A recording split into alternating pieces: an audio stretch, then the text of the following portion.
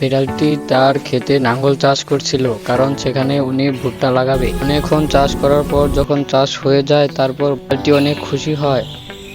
সেখানে একে একে ভুট্টা লাগাতে শুরু করে। অনেক আনন্দিত হয়েছিল, কারণ ওর ভুট্টা বিক্রি করে অনেক বড়লোক হয়ে যাবে।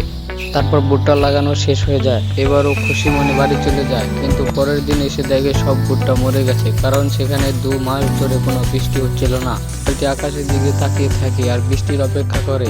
তো হঠাৎ একদিন একটি বিড়ালের রূপে একটি পরী আসে আর বিড়ালটিকে বলে, বিড়াল তোমার কি হয়েছে? তারপর বিড়ালটি সব ভেঙে বলে, ওর ক্ষেতে 2 মাস ধরে কোনো বৃষ্টি হয়নি, সেজন্য ওর ভুট্টা ক্ষেত মরে গেছে। বিড়ালটি আশীর্বাদ করে দেয় যে বৃষ্টি হবে। এটি চলে যায় আর সাথে সাথে বৃষ্টি নামে সব ফসল আগের মতো হয়ে যায়। অনেক খুশি হয়, ভুট্টা বিক্রি করে অনেক টাকা উপার্জন করে। বন্ধুরা, একটি লাইক সাবস্ক্রাইব করে